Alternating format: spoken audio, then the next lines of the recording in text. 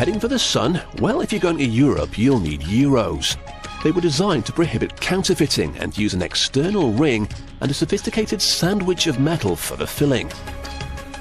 Life for these high-tech coins starts out here at this enormous scrap metal junkyard, where mountains of recycled copper are being prepared for use.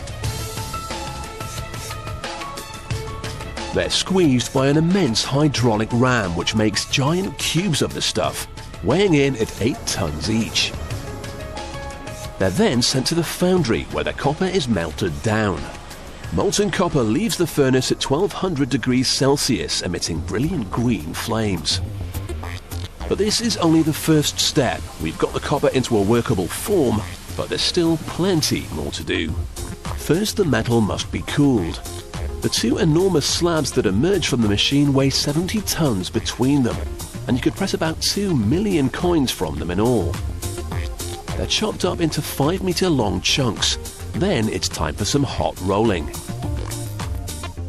To hot roll the metal, it's heated to about 900 degrees Celsius. That's the hot bit. Then the metal is pressed back and forth between a series of rollers to spread it out.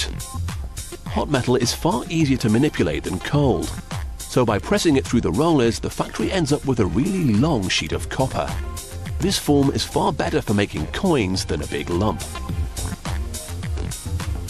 The next stage is to clean the metal.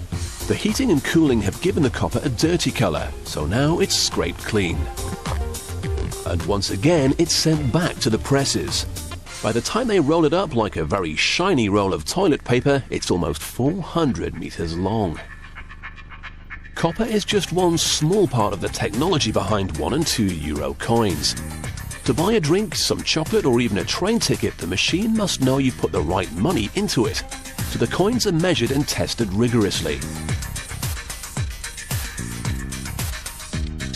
The most important test is how magnetic the coin is, and that's the high-tech bit.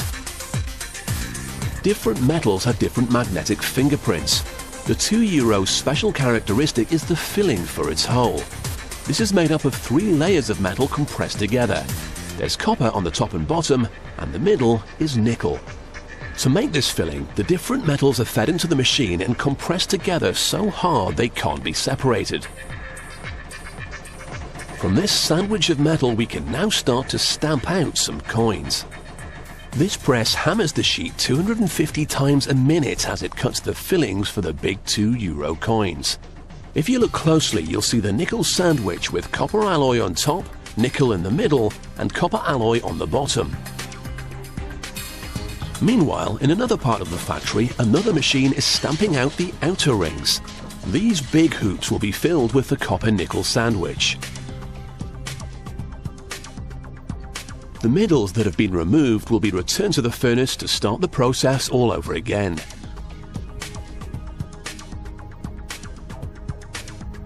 The rings are a little dirty, but a quick bath in acid mixed with ball bearings grinds away the filth, leaving them sparkling and ready to be turned into money. So we've got our outer rings and we've already made up the fillings, but there's still something missing. All of our pieces are blank bits of metal. A template is needed to turn them into coins.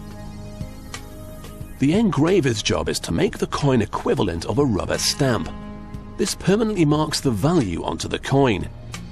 Using an industrial press, he crushes a pattern onto the stamp block. It exerts 160 tons of pressure, so he's got to be very careful. The stamps are hardened in this furnace at 870 degrees Celsius. Without this treatment, the motif would disappear very quickly. But once it's been hardened, each stamp can engrave as many as 200,000 coins. The surfaces are scraped clean using fine glass to remove any imperfections. Then they're checked and polished before being put to work. The stamp is fitted into the machine. However, at this point we don't have any complete coins to stamp, but everything's about to come together. The ring is put into place and the filling dropped into the hole. The two are then placed under the stamp, which hammers them together. This both impresses the value onto the coin and compresses the two pieces together. What emerges from the pipe is a brand new 2 euro coin ready to be spent. So by crushing together some ordinary copper and nickel, we end up with the elegant sophistication of the high-tech €2 coin.